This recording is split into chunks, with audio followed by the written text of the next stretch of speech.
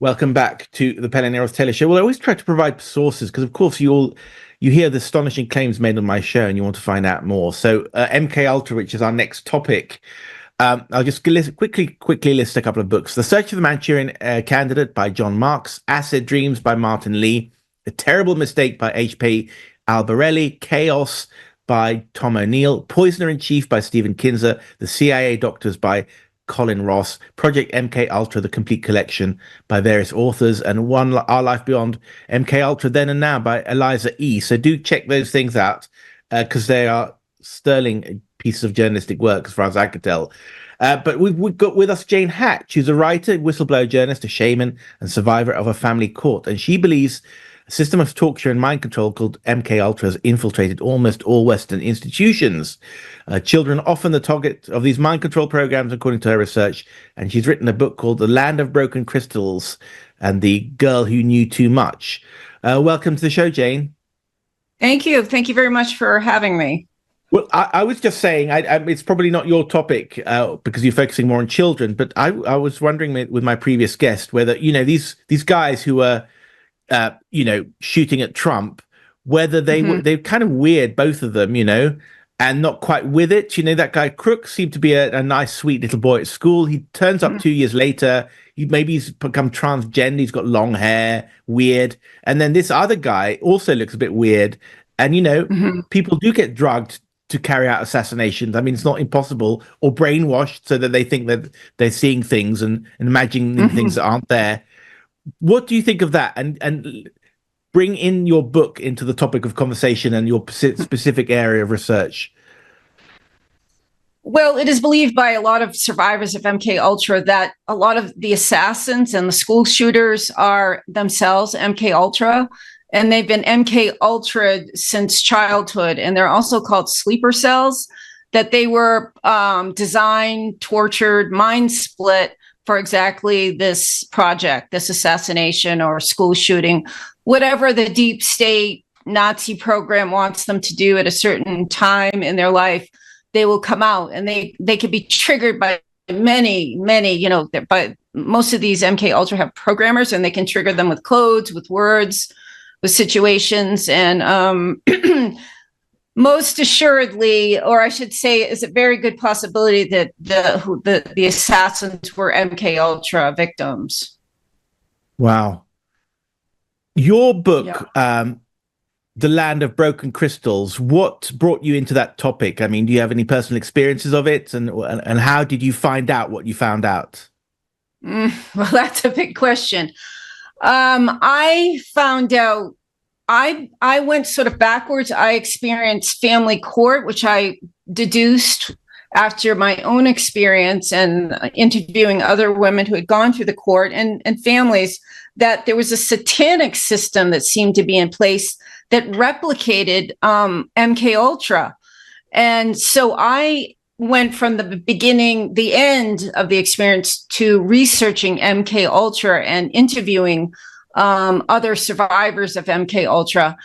And right now I'm writing another book about two people who, this would be a bombshell to drop here, but who were victims of MK Ultra that no one in the world would suspect that they were. And those people were Princess Diana, and there is a biological daughter of Queen Elizabeth II who was put through MK Ultra, who was used by the royal family for decades as a monarch, MK Ultra slave. So that's kind of a bombshell, but that's my second book, wow, which is leading me to the heart of MK Ultra.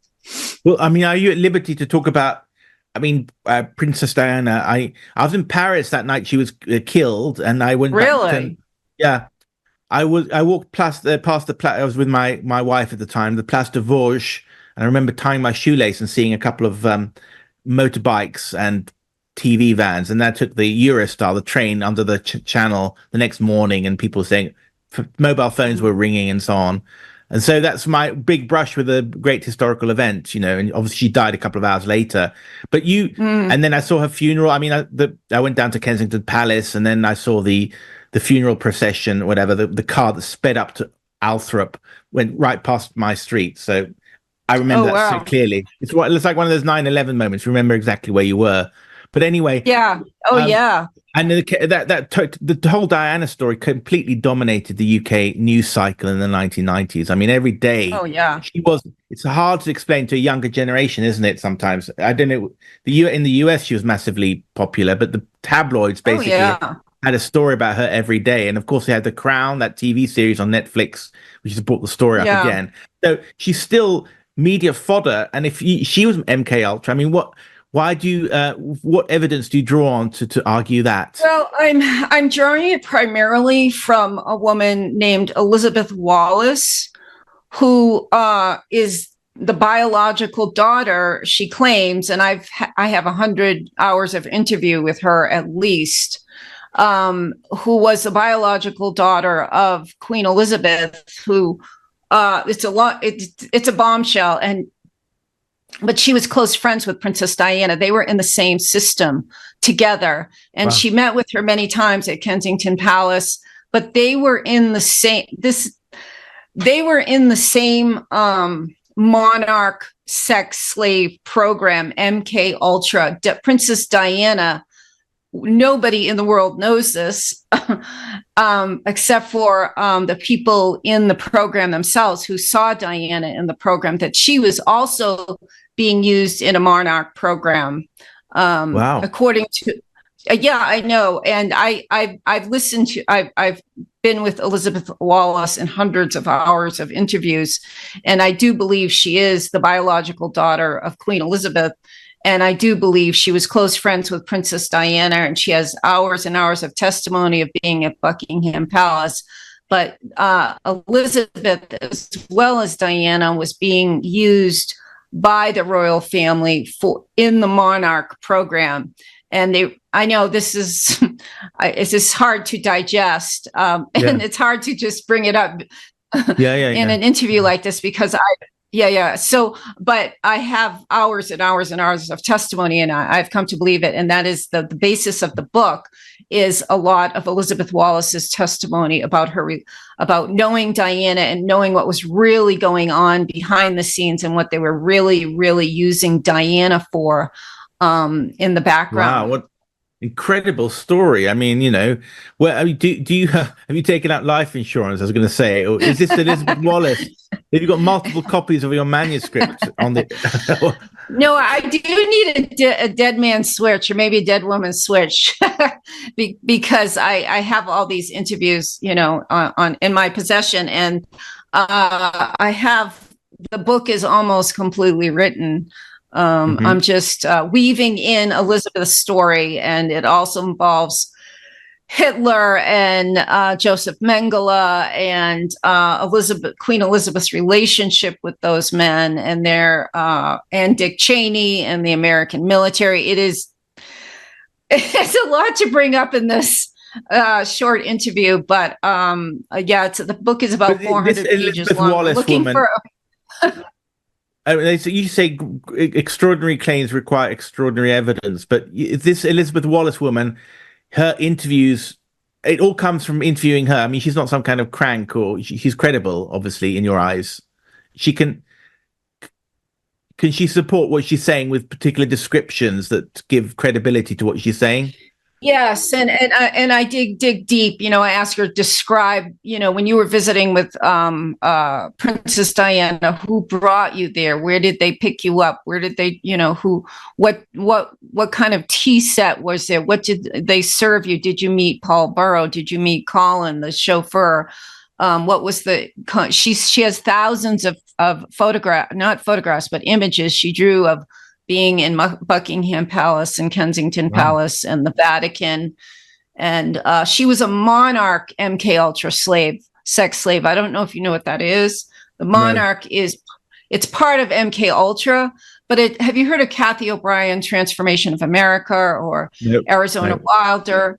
They were women that were MK Ultra, but they were monarch in MK Ultra, which means they were elite sex slaves. They were trafficked to U.S. presidents, to high-level ranking military. So they were both, according to Elizabeth, monarch, MK Ultra monarch, which is a very, very select section of MK Ultra, where they woman create. is Elizabeth Wallace? She must be in her 70s now, right, or 60s? She's still alive. No, she's I believe she's 57. Right. Oh, but that means She's born in the mid 60s. she's in the Netherlands. She's in the Netherlands right now. She escaped MK Ultra. I think it was 2000, and she has been living in a private home since then, Right. deprogramming from MK Ultra. But I just I mean, we can't do justice to your enormous story, and I certainly I'm going to check out that book. But I just say, so it's pathetically, I'm going to say my little contribution to this, which is that I knew a guy called Jonathan Yeo. He's at school with me in London, and he's like the portraitist of King Charles. And he revealed a portrait, unveiled it, and King Charles was surrounded by this red swathe of ink or whatever. I don't know if you've seen it.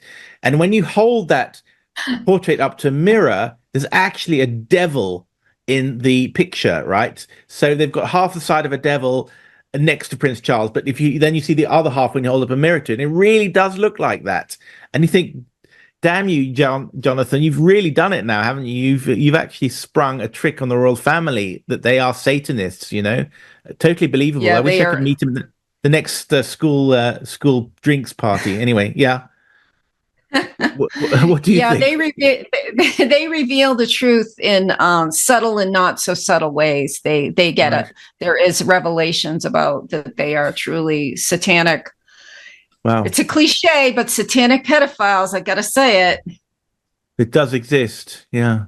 Yes, Well, we talked about Pizzagate last week, but this is bigger even than like Pizzagate, because the royal family are like untouchable, and the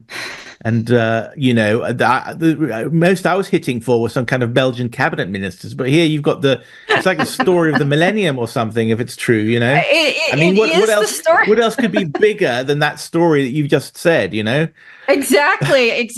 And it's like, how do you drop it in 20 minutes when this is, right. And how do we find a publisher that's brave enough? Because, Elizabeth Wallace has the inside story on, she knew every single member of the family, Prince Philip. She knew all the, Margaret Thatcher. She was trafficked to Margaret Thatcher. She knew all of the American presidents from, I think, 1975 on. She knew the background on Prince Philip, and I won't even begin to tell you who her biological father is, because that's another bombshell. But I haven't I'm read not the even book. going to go there. Okay, I don't know much about the topic of delusional people. Okay, but I'm going to be a devil's advocate. I mean, aren't Sure. mental hospitals full of people who think they're literally Napoleon, right? And it turns out they're not the descendants of Napoleon or whatever. Yeah. So, I mean, are you sure that your interview object is not somebody who's totally delusional? Sorry if I say that, but no, that's absolutely fine, and I understand that completely. And once you understand the system behind what's really going on behind the scenes, and when you understand the Mengele experiments on DNA and what was going on in the 1950s and 60s. And he was doing experiments with DNA, and they wanted to create a pure bloodline. Mengele in his laboratory was doing and one of them was to create a pure bloodline daughter for Queen Elizabeth. And when you understand how the insanity of how they use surrogates all the time and how they create test tube children. And I'm not saying that Queen Elizabeth carried Elizabeth Wallace, in her body, but she was created as a lot of offspring during Operation Paperclip and Mengele's experiment. They created what they thought were pure bloodlines. They was always trying to create superhumans, and a lot of the MK Ultra, they created not just monarch sex slave, but assassins and super soldiers. And so they're always experimenting with bloodlines. So you have to kind of know the insanity that goes on behind the scenes to know that this is absolutely plausible, that they would create bloodlines that they could. So she was an elite monarch slave because she was royal bloodline. And I've almost touched on it in 500 pages, so it's going to be really hard to sound sane in 20 minutes. But I am convinced that. I mean, have you got a blog or a website or something, or an X account where you drop some hints that people say, well, yeah, I mean, there's smoke here, so maybe there's fire as well? Because what you've offered is the most tantalizing story of the century, basically, you know. It is. It really is. And you're the first. I'm always thinking, really? Where am I going to start talking about this? And then all of a sudden I said, well, maybe I'll just drop it on this poor guy. I don't know what he's going to ask me anyway, but I'll just drop it. Maybe it'll be a blessing. Maybe it'll be a curse. I don't know. I'm sure you could interview her if you wanted me to ask her. Yeah. I'll talk to you after the show about it, actually. Yeah. It's absolutely fascinating. It is. It's extraordinary. And I've just begun to touch on it. Jane, as these interviews are short, unfortunately, but we just, but anyway, it does impose a kind of discipline on both you and both the interview and the interview. I have to That's stop good talking. in a way. But we've got about a minute and a half left. And you said that you're a whistleblower journalist. Where does that whistleblower thing come from? Well, I was a journalist. I went to school for journalism. I have a degree, and I became a journalist in Maine, in Bath, Maine, and for the Kennebec Journal. And I was covering Mid-Coast Maine, and I was starting to investigate Bath Iron Works, which is owned by General Dynamics, and Bath Iron Works is the #1 supplier in the United States of nuclear-armed Arleigh Burke destroyer ships. And of course, you know, I always have to get to the bottom of things. So I started to interview. First, it was just about that they were spewing this toxic substance called Black Beauty into all of Bath. And then I got into sexual harassment there. And there really was sexual harassment in the 1980s and 90s. And then I was revealed that they were using faulty parts in some of the construction of their destroyers. And that got me in really, really big trouble. And then I started to reveal there was Maine nuclear power plant in Maine that was great stuff. Jane, I'm afraid we're going to wind up there. Jane Hatch, writer, whistleblower journalist, a survivor of family courts. She's written a book called Land of Broken Crystals, and she's working on a manuscript of the most sensational story I've ever heard on this show. I know. We'll have a chance to... We'll chase it up, Jane, but we've just got to wind up there because we got the news and then we've got more hosts doing their stuff.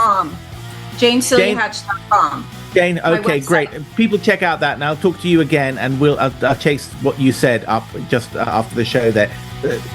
Thank you, dear viewers, for being with us today, and we will see more tomorrow, more guests and more analysis at the same time. This is Pelle Neroth Taylor Show on TNT News Talk. See you tomorrow.